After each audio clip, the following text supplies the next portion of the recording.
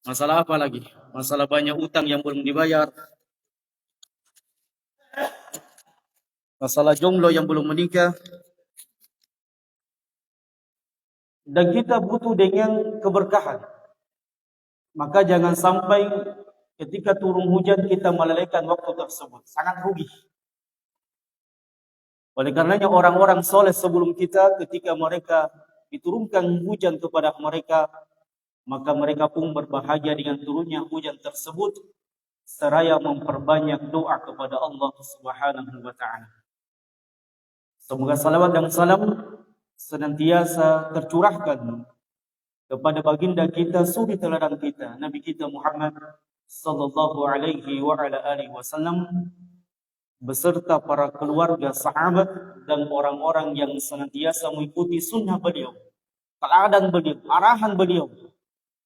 Karena Allah mengatakan wa in tuti'u tahtadu. Punna niat kesumpah dan ampina wangi. Jadi tidak sekedar mengikuti.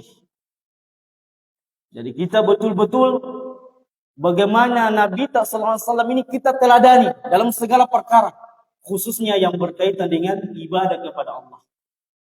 Sebab Allah mengatakan wa in tuti'u tahtadu. Punna niat kesumpah dan aminawan. Bijojona Nabi Muhammad SAW. Kalian ikuti nabinya. Karena hari ini banyak orang mengikuti orang lain dalam beribadah. Mengikuti gurunya. Mengikuti kiainya. Mengikuti ustadznya. Padahal mereka tidak berjalan di atas Quran dan sunnah. Maka punya niat kesumpah dan ero. Ibadah tak diterima oleh Allah. Maka ikuti Nabi SAW. Antikama wudhu dan Nabi SAW. Kita berwudhu sebagaimana wudhunya Nabi SAW. Dan diriwayatkan amalan beliau. Dari zaman ke zaman secara mutawatir. Oleh para sahabat, tabi'in, para tabi'in. Kemudian A'immatul Arba, kemudian para ulama setelahnya. Dan buku-buku para ulama tersebar di mana-mana. Sehingga tidak ada alasan lagi seseorang itu jahil dengan agamanya. Jadi tidak mau alasan. Zaman rahmatullah, at-tolotologi sambayang. Tidak ada alasan. Banyak bukunya. Dan ada buku yang tebal, ada yang buku yang tipis, ada buku yang satu. Tidak ada alasan lagi kita bodoh untuk sholat. Tidak ada lagi alasan kita tidak tahu wudu. Bagaimana tayamum, mandi junub. Inilah pentingnya zaman rahmatullah si paingat. Bagaimana kita saling menasehati. Jadi saya sering nasihati masjid itu kalau dimakmurkan, salah satu sebabnya adalah majelis ilmu. Karena kalau sekedar sambayang, sholat, habis sholat, selesai urusan. Tidak ada lagi kegiatan ba'da sholat. Alhamdulillah kita bisa di malam Ahad ini. Ya banyak orang mungkin ke mall untuk rekreasi. Banyak orang ke Madinah untuk rekreasi. Kita rekreasi di majelis ilmu. Kita rekreasi di tempat yang paling dicintai dan diridhoi oleh Allah Subhanahu wa taala. Saking Allah meridhoi tempat yang seperti ini, hafathumul malaika. Kemudian para malaikat Allah senantiasa meliputi kita. Maka Allah mengatakan wa in tuti'u tahtadu. Punna niat kesumpah dengan ampinawangi. Ampe-ampena Nabi sallallahu alaihi wasallam. Bagaimana Nabi alaihi salatu wasallam tidur, bagaimana Nabi alaihi salatu wasallam beribadah, bagaimana Nabi alaihi salatu wasallam bermuamalah. Bermuamalah dengan istrinya, bermuamalah dengan sahabatnya, sempurna zaman rahmat Allah. Uswatun hasanahnya Nabi alaihi salatu wasallam yang beliau sampaikan kepada kita. Jadi tidak ada lagi kita kemudian mengikuti si fulan. Mengikuti arahannya si fulan. Sementara si fulan ini menyelisihi sunnah Nabi SAW. Dan orang yang paling hebat. Orang yang paling bersemangat. Mengikuti Nabi kita SAW. Siapa dia? Siapa? Zaman rahmatullah. As-sahabah ridwanullah jami'an. Antumi sahabatnya Nabi SAW. Di antaranya Abu Bakar, Umar, Uthman, Ali dan seluruh sahabat yang lainnya. Mereka kalau kita membaca sejarahnya adalah orang-orang yang senantiasa bagaimana bersemangat mengikuti Nabi SAW. Oleh karenanya Abdullah bin Mas'ud mengatakan, "Man kana minkum muta'assiyan." Inai-nai ero ampinawangi seseorang. Siapa yang ingin menjadikan seseorang itu teladan. Falyata'assa bi ashabi Muhammadin sallallahu alaihi wasallam. Maka hendaknya mereka meneladani siapa? Sahabatnya Nabi alaihi salatu wasallam. Karena kenapa? Zaman rahmatullah fa innahum kanu abarra hadhil ummah quluban. Sebab sahabat adalah orang yang memiliki hati yang lapang dalam menerima agama ini. Berbeda kita. Ya kadang pernah dikana jenggo kina kantong apa tong muna jenggo kama tong bembe. Seperti di zaman rahmatullah. Punya kesempatan cingkrang ibosi, banjir ki. Ya zaman rahmatullah. Dan sahabat Nabi alaihissalatu wassalam tidak pernah merasa berat dengan apa yang datang dari Nabi alaihissalatu wassalam. Wa ma yantiqu 'anil hawa in huwa illa wahyun yuha. Sebab sahabat yakin apa yang berasal datang dari Nabi alaihissalatu wassalam adalah merupakan wahyu dari Allah Subhanahu wa taala. Jadi punya niat kesumparing ukur keimanan tak, maka ukur keimanan kita dengan syariat Allah. Apakah kita merasa berat dengan ibadah tersebut atau tidak? Dan ketahuilah zaman rahmatullah. Punya niat ang erong ngiseng selama kiri kubur ke atau tena, maka lihat keyakinan yang ada di dalam kita, diri kita. Sebab seseorang itu akan dibangkitkan sesuai dengan keyakinan yang ada dalam dirinya. Semakin yakin dia, semakin kokoh dengan keyakinan la ilaha illallah Muhammad Rasulullah, maka salamaki di kuburuna agenna antama rasyurullah. Namun kalau dia ada sesuatu yang dia merasa berat dalam syariat ini, dia ragu dengan sunnah Nabi SAW, dia meragukan ajaran yang dibawa oleh Nabi SAW, maka cilaka tu kamannya bilang kuburuna agen namanya di akhirat. Maka zaman rahmatullah, yang pertama kali dibangun ketika kita beragama adalah keyakinan. Sebab inilah yang membedakan kita antara orang-orang munafik. Orang munafik juga salat. Wa idza qamu ila salati qamu kusala. Nah karena Allah Subhanahu wa taala antu orang munafika kunna amanteng sambayang jemingka kutu-kutu. Wala yadhkuruna Allah illa qalila. Dan orang munafik itu tidak mengingat Allah kecuali sangat sedikit. Na'udzubillahi min dzalik. Yang kata para ulama di antara sifat orang munafik adalah suka lalai dari mengingat Allah. Nah, coba kita renungkan. Apakah keadaan kita seperti ini atau tidak? Apakah kita termasuk orang-orang yang senantiasa mengingat Allah atau tidak? Inilah dia zaman rahmatullah. Maka sangat pentinglah kemudian kita mempelajari bagaimana ibadahnya Nabi alaihissalatu wassalam. Bagaimana Nabi alaihissalatu wassalam berwudu. Bagaimana Nabi alaihissalatu wassalam bertayamum. Bagaimana Nabi alaihissalatu wassalam mandi junub dengan istrinya. Mandi junubnya istrinya. Bagaimana kalau tidak ada air? Bagaimana ketika kita sakit dalam keadaan ingin sholat? Lihat zaman rahmatullah, anne agamata sempurna paripurna dari setiap zaman dan tempat. Jadi tidak ada alasannya orang meninggalkan sholat. Unnatena jene sumpah dengan erpis sambayang, maka kita melakukan yang namanya tayamum. Punnatena kulla amentengan sambayan dalam keadaan menteng, maka sholat dalam keadaan duduk. Dengan kursi atau dengan kedua paha kita. Punnatena kulla duduk dalam keadaan duduk, karena mungkin kita stroke. Maka kita sholat dalam keadaan berbaring. Ini pentingnya fikih. Karena sholat tidak bisa ditinggalkan selama akal sehat masih ada. Selama akal sehat masih ada zaman rahmatullah. Selama nyawa kita masih dikandung badan, maka antus sambayang tidak bisa kita tinggalkan dan tidak bisa diwakili.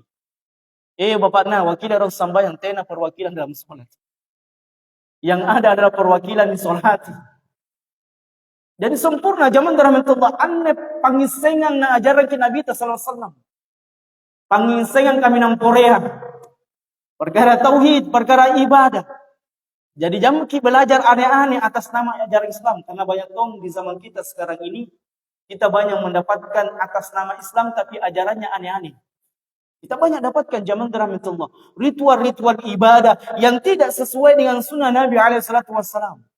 Apatah lagi baru hijrah, langsung berdakwah, langsung berbicara agama. Musibah di atas musibah.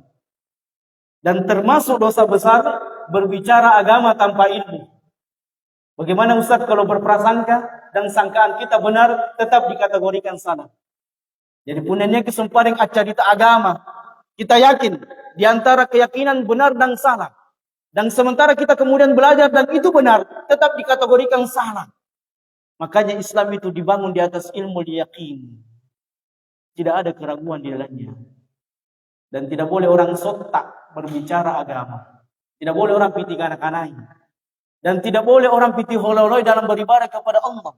Karena Allah mengatakan, wala takfu ma laysa laka minal ilm. Jangan ente berbicara tentang agama tanpa ilmu. Karena itu diantara dosa besar, istighfar. Ya istighfar zaman rahmatullah. Karena kita pernah melakukan mungkin dosa besar, berbicara agama, berdebat tentang agama tanpa ilmu. Tidak boleh. Dan sebaik-baik pengajaran Nabi SAW, ketika ada sebuah perkara kita tidak ketahui, maka jangan malu mengatakan wallahu a'lam bishawab. Hanya Allah yang tahu apa dari maksud daripada ilmu tersebut. Jangan pernah malu, jangan terasa. Jangankan kita, kaliber Imam Malik saja. Siapa Imam Malik dengan kita? Jauh. Imam Malik itu kalau disodorkan pertanyaan, puluhan pertanyaan, dia hanya menjawab sekitar 1, 2, 3 pertanyaan saja. Selebihnya beliau mengatakan wallahu a'lam bissawab. Ini ulama Imam Malik yang digelari dengan Imam Darul Hijrah. Kenapa digelari beliau Imam Darul Hijrah? Sebab Imam Malik ini kalau beliau menuju Mekah atau pulang dari Mekah menuju Madinah, maka beliau senantiasa berjalan tanpa beralas kaki. Pernah ditanya kenapa beliau melakukan demikian? Beliau mengatakan, sesungguhnya saya menginginkan perjalanan saya ini mencocoki perjalanan tapak kaki Nabi SAW. Lihat bagaimana orang-orang sebelum kita sangat semangat untuk mempelajari bagaimana Nabi SAW itu hijrah beribadah kepada Allah Subhanahu wa Ta'ala. Baik, jangan rahmatullah, kita singkat saja. Kemarin kita sudah bahas tentang at-taharah, makna at-taharah. Wal an nubayyin an ahamiyatiha. Baik. Sekarang kita akan bahas pentingnya bersuci zaman rahmatullah. Dari tiakik kanai berapa tahunnya bersuci. Tidak boleh kita sepelekan. Jangan pernah menyepelekan ibadah zaman rahmatullah. Karena boleh jadi ibadah yang kecil inilah sebab kita masuk dalam surga. Anna minakana Nabi ta'ala salatu wassalam wala tahkiranna minal ma'rufi syai'an. Jangan pernah menyepelekan ibadah sekecil apapun ibadah yang kita lakukan. Walaupun senyum dengan saudaramu ketika engkau berjalan. Karena senyumnya sangat mahal zaman rahmatullah. Padahal senyum kepada saudara kita itu sedekah. Dan saya sering tegaskan, agama ini ada 2 padanya. Yang pertama ilmu, yang kedua adalah akhlak. Maka ketika kita belajar, ambil 2 ini, ilmu dengan akhlak. Karena banyak orang berilmu tidak berakhlak. Bukankah Nabi SAW mengatakan, idza atakum man tardawna dinahu wa khuluquhu. Punania musumpah dengan burakne, ambatuiko, erok yang lamar ki anak bainenu. Dan ucini agama dan akhlaknya baji, wazawiju, segerakan nikahkan. Ya kamu-kamu Masya Allah. Banyak orang-orang terlantar, para jomblo terlantar, menikah. Anak gadis tak lama menikah karena apa? Sari dulu uang panai kan. Sekarang uang panai berapa zaman tertentu? Uang panai sekarang ya kisarannya 50 juta, biar akhwat. Ya kadang akhwatnya mau tapi bapaknya lagi. Kadang anaknya mau, bapaknya mau tapi keluarganya lagi yang beratnya. Inilah zaman tertentu. Padahal pernikahan itu dianjurkan untuk dipermudah dan disegerakan. Karena kama-kama anne zaman penuh dengan fitnah. Kicini kimijai antu tawa karena cinta ditolak akhirnya kawin lari. Maka zaman rahmatullah subhanahu wa ta'ala. Lihat Nabi kita alaihissalatu wassalam ya mengajarkan kepada kita bagaimana ahamiyatut taharah. Awalan. Baik, saya sering kitabnya. Ya, sebagian yang tidak ada di fikih al-muyassar, al-fiqhul muyassar fi dawi kitab as-sunnah, nukhbatu minal ulama, sebagian tidak ada pada kitab itu saya ambil di fiqh sunnah.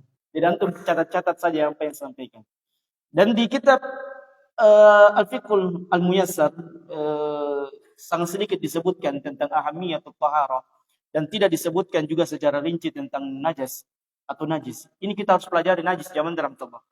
Karena banyak orang tidak paham jenis-jenis najis. Mudah-mudahan cukup waktu kita menjelaskan terlebih dahulu muqaddimat taharah sebelum kita masuk kepada babul wudu. Baik, awalan nadhkuru Baik, ahamiyatut taharah, bahwasanya pentingnya kita bersuci.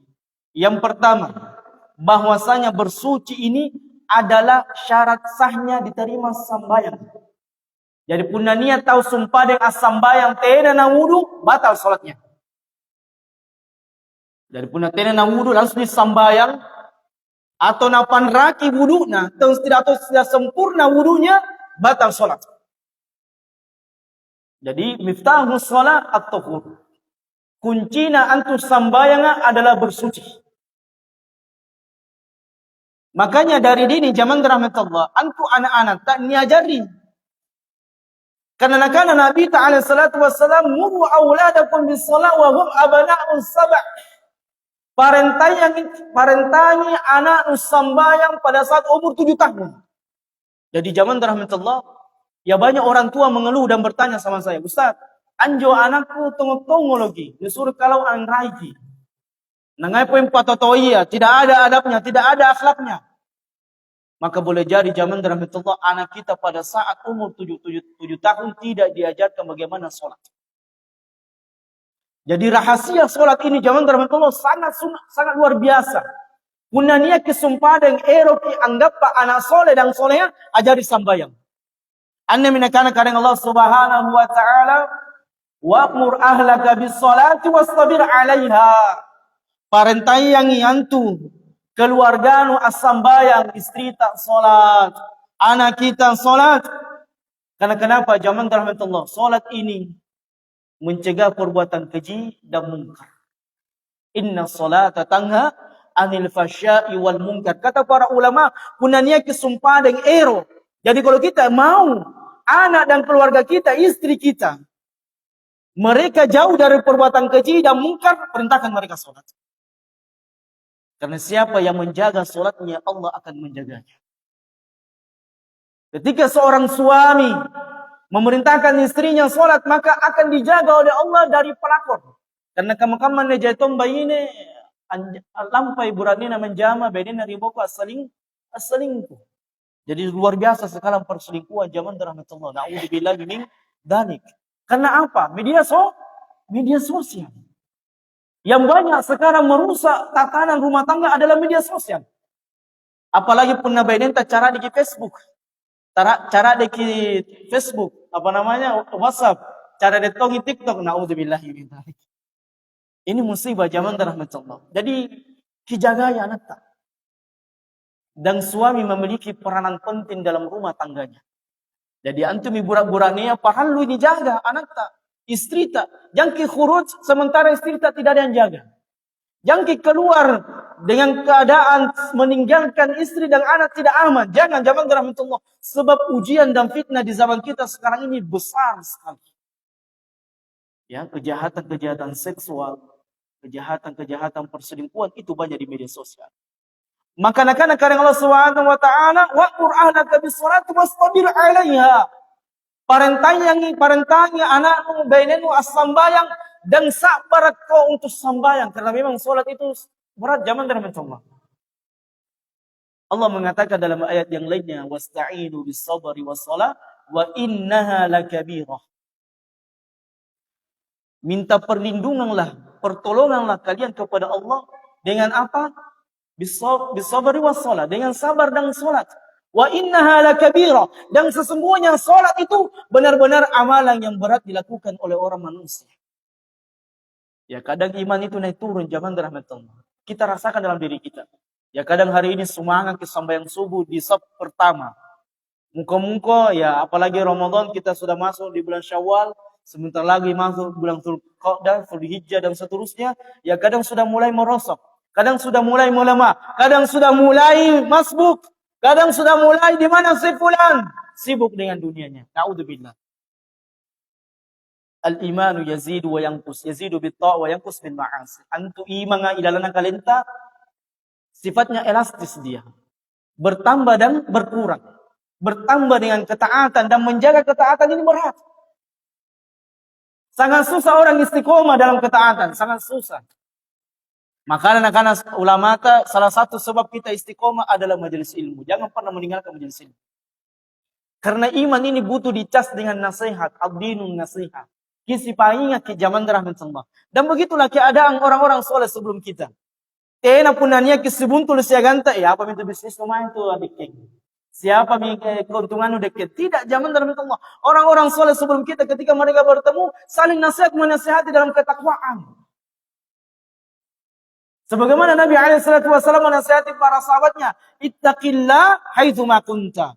Bertakwalah engkau kepada Allah dimanapun kamu berada. Dan bertakwa kepada Allah dimanapun berada susah. Apatah lagi kalau di tempat pekerjaan yang ladang basah. Kadang teman-teman juga banyak bertanya, Ustaz saya kerja di pajak Ustaz, ini lahan basah. Bagaimana saya bertakwa Ustaz? Saya bilang memang susah kalau kita sudah berada di lingkungan basah. Bukan lagi basah, sudah tenggelam dengan korupsi, nepotisme, zaman rahmatullah. Sangat susah. Dan ketakwaan, kata para ulama, yazid wa yanqus. Itu bertambah dan berkurang. Dan untuk bisa istiqomah dengan ketaatan itu berat. Dan tidak ada yang bisa memudahkannya kecuali kita memperbanyak doa kepada Allah Subhanahu wa taala. Inilah pengajaran yang diajarkan oleh Nabi SAW kepada sahabatnya. Pada salah seorang sahabatnya, jangan pernah meninggalkan berdoa, Allahumma a'inni ala dzikrika wa syukrika wa husni ibadatik. Ya Allah, bantulah saya. Karena kita ini makhluk yang lemah, zaman rahmatullah. Kita ini makhluk rapuh. Hatta yang berbicara. Kita ini la haula wala quwata illa billah. Tidak ada daya upaya kita, zaman rahmatullah. Maka untuk menolong kita, membantu kita di atas keistiqomahan beribadah kepada Allah adalah kita butuh pertolongan Allah. Makanya Nabi SAW mengatakan kepada sahabatnya, jangan pernah meninggalkan doa ini setiap kali salat. Apa itu? Allahumma a'inni ala dzikrika wa syukrika wa husni ibadatik. Ya Allah, bantulah saya untuk memperbanyak berzikir kepadamu. Ya Allah, bantulah saya untuk menjadi hamba yang bersyukur. Wa qalilu min ibadiyas syakur. Karena sangat sedikit hamba yang pandai bersyukur. Hati-hati ki. Punanya kesumpah dan bukan termasuk hamba yang pandai bersyukur, hati-hati. Sebab betapa banyak kata para ulama, nikmat menjadi azab karena tidak pandai disyukuri nikmat tersebut. Jadi punanya kesumpah yang anggap rezeki 1 juta, alhamdulillah. Pokoknya mak, ucapkan alhamdulillah. Pokoknya bayi nenta. Karena antu bayinya biasa tidak syukur. Misalnya 1 juta, harga 1.500.000. Dengan alasan minyak goreng semakin naik dan sudah menurun. Dan memang zaman rahmatullah bahan pokok itu kalau sudah naik susah turun. Ya, gampang naik susah turun, itu bahan pokok. Dan naiknya bahan pokok termasuk diantara sebabnya adalah dosa yang dilakukan oleh manusia. Karena jatuh injok pedagang, khususnya ya minta maaf penjual ikan. Ya, kadang kalau kita mau beli ikannya, nakana cukup beru, padahal cukup 1 bulan lalu. Ini perestoy. Inilah zaman rahmatullah. Makanya takaran jual beli itu hati-hati. Fawainun, ya. Allah sampai menyebutkan dalam surah Al-Mutaffifin, orang yang curang dalam perdagangannya dan dia curang ketika berniaga kepada kaum muslimin yang lainnya. Nah, kada mau Nabi sallallahu alaihi wasallam la tuqbalu salatu man ahdatha hatta yatawadda. Tena antu sumpani tariba sambayanga dari orang yang berhadas. Jadi hadas ini ada 2. Hadas yang pertama adalah hadas.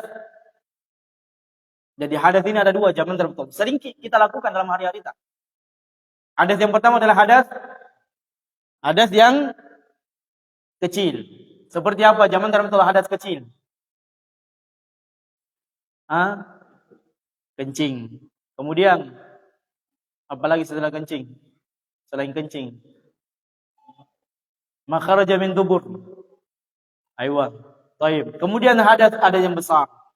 Taib. Hadas yang kecil ini dapat diselesaikan dengan apa? Dengan berapa jam teman-teman?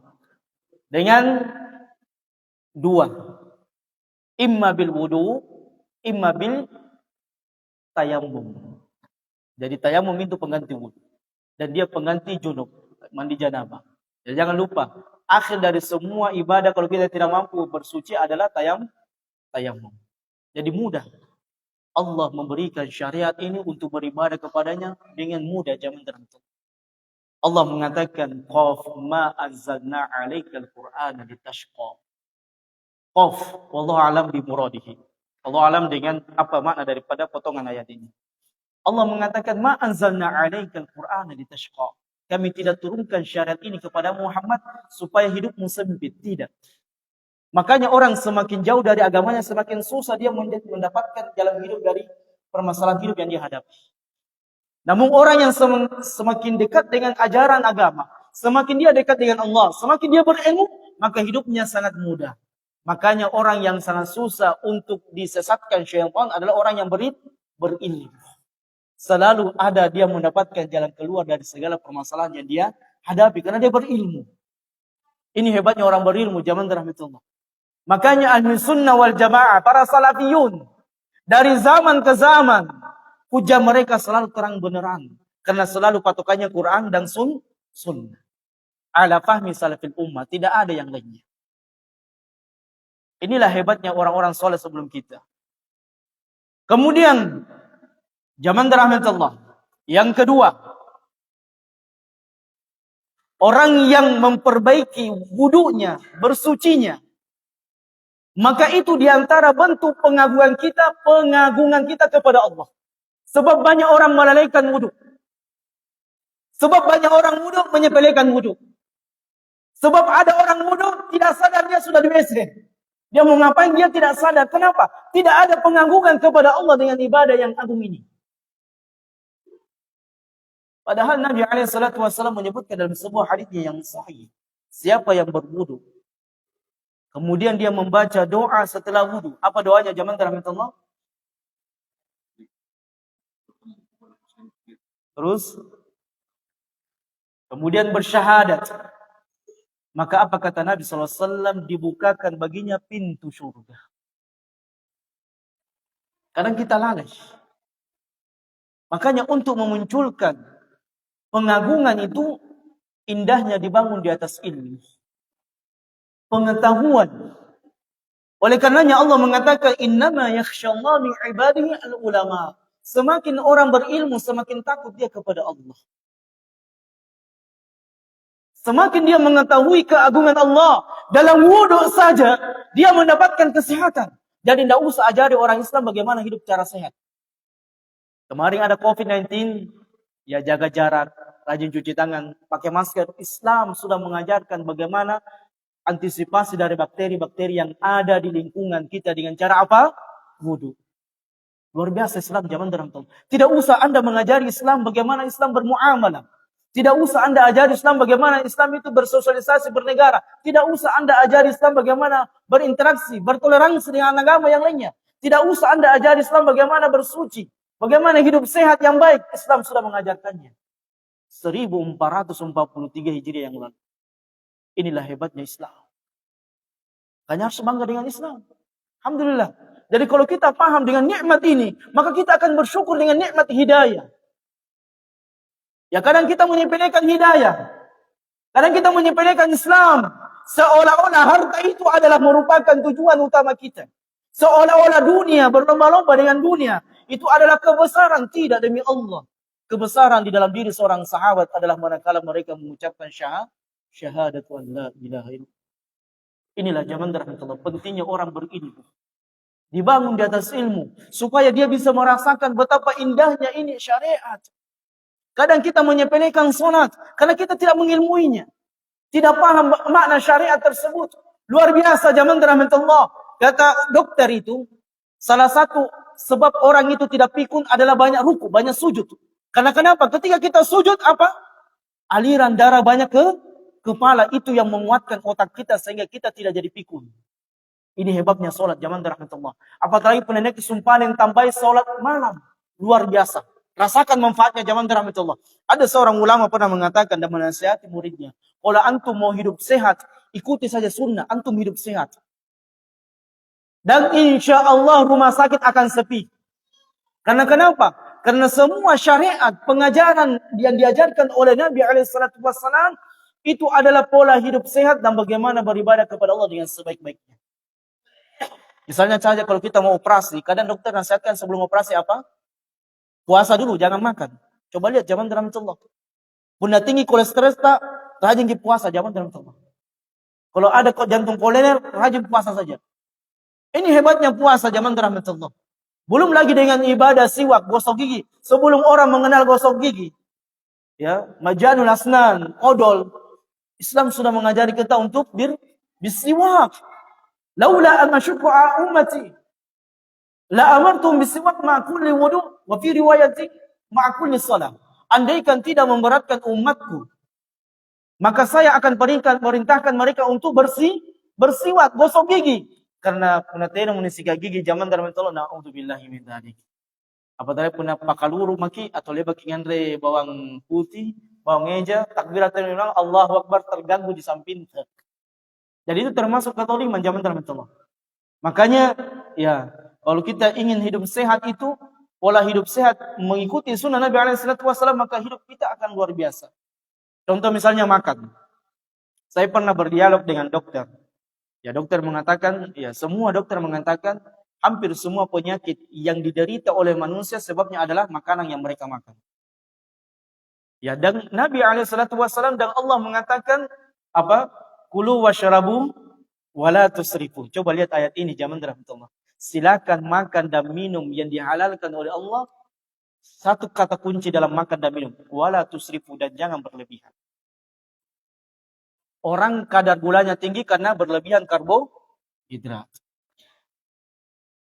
Orang ketika dia jantung koroner terhempit urat jantungnya karena terlalu banyak daging, berarti dia lebih-lebihi kadar dagingnya dalam tubuhnya. Coba lihat zaman rahmatullah. Luar biasa pengajaran ajaran Islam ini. Kalau kita mengikutinya, insyaallah taala hidup kita berkah di dunia sampai kelak di akhirat. Baik. Allah mengatakan, "Wa man yu'azzim min sya'airillah." Siapa yang mengagungkan semua syiar-syiar Allah, ibadah-ibadah yang Allah turunkan dan diperintahkan oleh Nabi SAW, maka itu adalah merupakan ketakwaan kepada Allah. Jadi di antara ciri orang yang bertakwa adalah dia mengagungkan syiarnya Allah. Dia mengagungkan ibadah salat, dia mengagungkan ibadah wudu, dia mengagungkan ibadah semua yang diperintahkan oleh Allah. Makanya luar biasa orang yang mau bersedia sebelum azan sudah di masjid, itu luar biasa. Pengagungan kepada Allah. Karena yang agung dalam diri kita apa? Dunia. Bal tu'thiruna al-hayata dunya.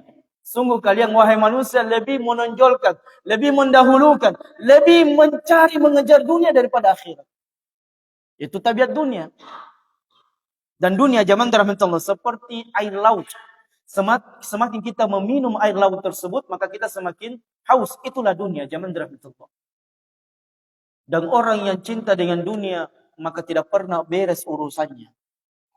Dan orang yang mencintai dunia, maka Allah akan jadikan kefakiran tepat di pelupuk matanya. Man kana hammu dunya ja'alallahu al-faqra fi 'aini. Siapa yang ambisi dengan dunia, Allah akan menjadikan dia miskin terus. Dan orang yang senantiasa melihat dirinya miskin, tidak pernah bersyukur, maka Allah azab dengan kekufurannya. Dan orang yang melihat dirinya miskin, maka dia akan mengejar dunia. Inilah yang Allah mengatakan, alhaakumut takatsur hatta zurtumul maqabir. Kau kejar dunia, berbangga dengan dunia, sampai kau lupa, sudah melek, tiba-tiba sudah ada dalam kubur. Hati-hati. Inilah hebatnya zaman rahmatullah. Ketika kita berjalan di atas Quran dan sunnah Nabi SAW. Poin yang ketiga. Mau jam 7, saya singkat saja. Kemudian zaman rahmatullah.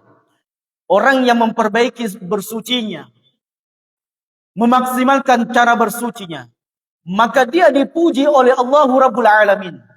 Allah Subhanahu wa taala mengatakan, "Innallaha yuhibbut tawwabina wa yuhibbul mutatahhirin." Coba lihat zaman rahmatullah dalam surah Al-Baqarah ayat 222 ini. Sesungguhnya Allah mencintai orang-orang yang senantiasa bertaubat dan mencintai orang-orang yang senantiasa bersuci dan menjaga kesuciannya. Dua perkara. Allah cinta pada diri seorang hamba. Yang pertama, Allah cinta hamba yang senantiasa bertaubat. Karena kenapa? Kata Nabi rupa tawwa adalah hamba yang banyak dosa. Kullu bani Adam khata'. Semua kita ini pendosa zaman rahmatullah. Dosa suami kepada istri, tidak memenuhi haknya istri, tidak membahagiakan istri, tidak menegakkan haknya istri, dosa seorang suami. Begitu pula dosa istri kepada suami, dosa anak kepada kedua orang tua kepada anaknya, dosa tetangga dengan tetangga yang lainnya, ikhwah dengan ikhwah yang lainnya, pinjam uang, jawabannya afwan, atau menghilang tanpa jejak. Makanya zaman dalam sebuah kitab, ada sebuah kitab, keutamaan anjing dibandingkan dengan orang-orang yang berjubah tapi tidak amanah. Hati-hati, Anda termasuk kategori itu. Ini akhlak zaman dalam Allah. Bagus, ada orang rajin sholatnya tapi suka ganggu istrinya orang lain. Ada orang rajin bersedekah tapi suka menggunjing, menghibah. Hati-hati. Jangan sampai semua ibadah yang telah kita bangun ini hangus. Makanya kalau kita berdosa, kita tahu diri kita berdosa, maka segera taubat kepada Allah. Allah mengatakan wasari'u ila maghfiratin min rabbikum wa jannah. Bersegera kalian bertaubat, memohon ampun kepada Allah kalau berbuat dosa, dan jangan pernah membiarkan dosa yang kita lakukan. Sebab kata para ulama, tidak ada dosa kecil selama dosa itu terus-menerus dilakukan akan menjadi besar. Dan tidak ada dosa besar selama kita beristighfar dan memohon ampun kepada Allah atas dosa-dosa yang kita lakukan. Maka Allah cintai orang-orang yang bertaubat. Kita ini penuh dengan dosa. Kadang kita janji suka bohong. Ya kadang kita bersedekah tapi ria. Kadang kita memusuhi saudara kita tanpa hak. Kadang kita mengunjing, menggibah, mencela, memaki, merendahkan, menyudutkan, memfitnah. Itulah manusia. Itu adalah makhluk yang penuh dengan dosa. Dan Allah mencintai orang yang bertaubat. Coba lihat zaman terbentuk. Wa yuhibbul mutatahhirin. Dan Allah mencintai orang yang menjaga kesuciannya. Artinya dia senantiasa dalam keadaan berwudu. Lihat sahabat Bilal ibn Rabah. Sahabat Bilal ibn Rabah. Satu ketika beliau datang kepada Nabi SAW. Kemudian Nabi SAW menegur sahabat Bilal. Ya Bilal, apa yang kau lakukan? Amalan apa yang kau kerjakan? Sesungguhnya saya mendengar terompah kakimu di dalam surga. Orangnya masih di dunia tapi sudah ada terompahnya didengar oleh Nabi SAW. Coba lihat zaman dalam keutamaan sahabat.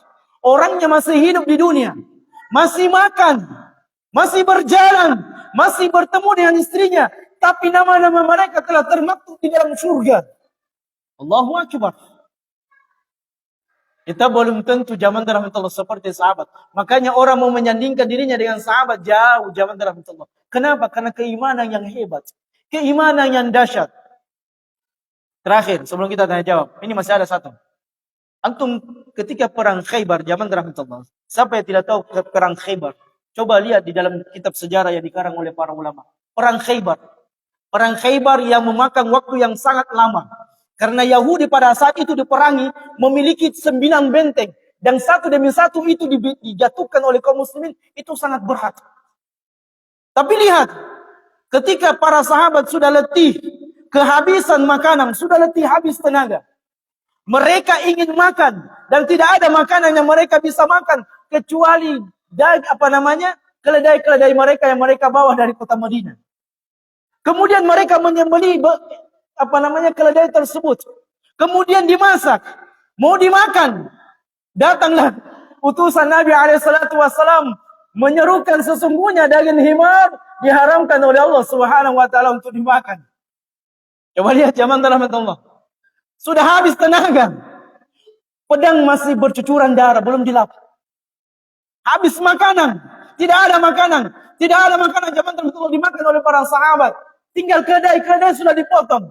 Leba mini sisilin, leba mini kukul, leba mini polong-polong, ni palumi. Sedikit lagi mau dimakan. Datang seruan dari Nabi SAW. Sesungguhnya Allah telah mengharamkan daging himar. Punna kata mungkin tak kalah. Tak kalah bahasa. Apa yang dilakukan oleh sahabat? Dalam keadaan lapar, ikhwan. Mereka kemudian menumpahkan daging-daging keledai tersebut dan mereka tidak memakannya. Dan mereka menahan laparnya mereka. Tidak ada. Wala ma yulaqaha illa alladziina sabaru. Inilah yang Allah katakan tidak ada yang bisa level tahap seperti ini kecuali benar-benar orang yang sabar. Jadi sabar ke sembahyang zaman dalam itu. Sabar ke memang. Sabar ke berwudu apalagi mandi junub malam-malam. Subuh-subuh pengantin baru di tempat yang dingin. Masya Allah memang sabar. Dan surga ini zaman dalam Allah bukan tempat kaleng-kaleng. Tempat yang penuh dengan kenikmatan. Wa ma yulaqaha illa alladziina sabaru. Dan tidak ada yang bisa masuk ke dalam surga kecuali mereka yang sabar beribadah di atas ujian dunia ini. Demikianlah zaman dalam Allah. Sedikit, baru 3 poin. Masih banyak poin. Jadi tenang saja. Ilmu yang kita bahas ini, kalau mau dibahas, tidak cukup ilmu umur tak. Tapi ambil yang bisa kita ambil. Sesuai dengan kadar kemampuan kita. Sesuai dengan kapasitas kita. Kata Syekh Al-Utsaimin rahimahullah, innamal ilmu yutlabu bitadarruj. Ilmu itu diambil sedikit demi sedikit. Karena kalau mau kita masuk ini kepala atas semua, kalau kita mau bahas semuanya ini, tidak cukup waktu. Dan orang kalau 15 menit sudah lobet, Ustaz. Baik, demikianlah jemaah rahmatullah apa yang bisa kita sampaikan. Kurang dalam ini mohon dimaafkan. Hadanallahu wa iyyakum ajma'in. Subhanakallahumma wa bihamdika asyhadu an la ilaha illa anta astaghfiruka wa atubu ilaik. Wa akhiru da'wana anil hamdulillahi alamin. Kalau ada yang mau ditanyakan, silakan ditanyakan. Kalau saya bisa jawab, saya akan jawab. Kalau tidak, nanti di sesi berikutnya saya akan jawab. Assalamualaikum warahmatullahi wabarakatuh.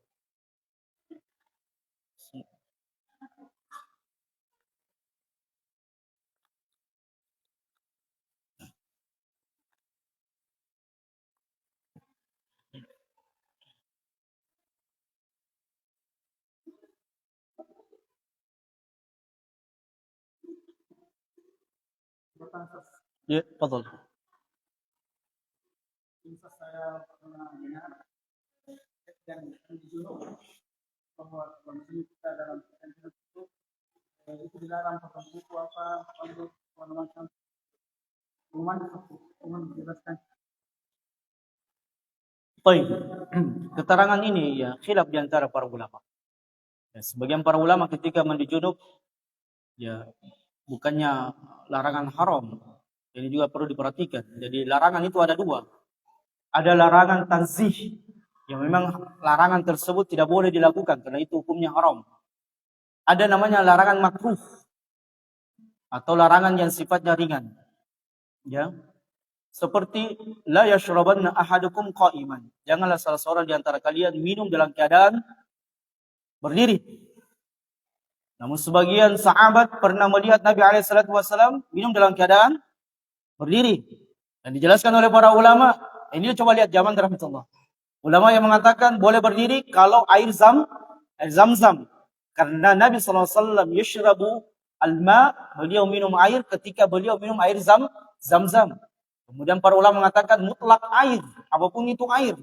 Kalau kita tidak memungkinkan minum dalam keadaan duduk, mungkin karena kita letih dan sebagainya, mendesak untuk minum, maka minum dalam keadaan berdiri. Tapi yang utamanya adalah minum dalam keadaan duduk. Sama dengan kencing.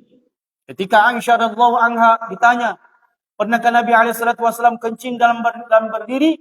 Maka Aisyah membantah, menafikan. Beliau mengatakan, aku tidak pernah melihat Nabi SAW kencing berdiri. Tapi pernah sahabat melihat Nabi SAW kencing berdiri. Coba lihat zaman rahmatullah. Dan dijelaskan oleh para ulama. Sama dengan penjelasan seperti ini. Khilaf di antara para ulama. Adapun yang utamanya, yang sebagaimana yang dirajihkan para ulama, boleh. Ya, boleh seseorang memotong sesuatu daripadanya ketika dia mandi junub untuk bersih. Ya, dengan alasan bahwasanya junub itu adalah untuk membersihkan kotoran-kotoran atau kita sudah melakukan sesuatu yang membutuhkan ekstra tenaga fit, maka dengan mandi. Ya, cuma kita lihat kondisinya zaman rahmatullah. Karena ada seorang sahabat pernah bocor kepalanya, kena luka di kepalanya. Kemudian sahabat ini di malam harinya mimpi basah. Jadi laki-laki itu dua. Ya, di antara sebab dia kemudian harus mandi junub. Sebagian para ulama mengatakan yang ketiga, tapi ini haram, tidak boleh. Dan ini banyak dilakukan oleh yang tidak beristri. Baik. Singkat cerita zaman rahmatullah, sahabat ini kemudian mimpi basah di malam hari dan kemudian di pagi harinya dia bertanya ya kepada sahabat yang lainnya. Tadi malam saya mandi junub. Tadi malam saya mimpi basah dan apakah boleh saya tidak mandi junub? Karena dia luka. Bukan mandi janabah ya, mandi junub disebut. Kalau janabahnya mandi janub ya itu termasuk airnya. Baik, maka sahabat yang lainnya ini mengatakan tidak boleh, kamu wajib mandi. Akhirnya apa yang terjadi zaman rahmatullah? Sahabat ini kemudian memaksakan dirinya mandi dan akhirnya meninggal. Inilah pentingnya kita melihat, menimbang situasi kondisi yang ada pada diri kita. Makanya syariat ini penuh dengan kemudahan. Yuridullahu bikumul yusra wala yuridu bikumul usra. Allah inginkan dalam agama ini kemudahan dan Allah tidak inginkan pada kita kesulitan dalam beragama. Makanya kaidahnya la taklifa illa bimaqdurin alaih. Ini kaidah, dihafal. Tidak ada pembebanan kecuali di dalamnya ada kesanggupan. Jadi kalau kita tidak sanggup wudu, tayamum. Kalau kita sudah junub, tidak mampu, tayamum. Ya, pengganti semua junub dengan wudu adalah tayamum. Dan ini adalah kemudahan yang Allah Subhanahu wa taala berikan kepada kita. Ya, demikianlah jemaah rahmatullah apa yang bisa kita sampaikan pada kesempatan yang berbagi ini. Mudah-mudahan ada manfaatnya dan menjadi bekal buat kita semuanya agar bisa kita lebih beribadah kepada Allah Subhanahu wa taala dibangun di atas ilmu al-yaqin. Kita tutupkan dengan doa kafaratul majlis. Subhanakallahumma wa bihamdika asyhadu an la ilaha illa anta astaghfiruka wa atubu ilaik. Wa akhiru da'wana alhamdulillahi rabbil alamin. Assalamualaikum warahmatullahi wabarakatuh.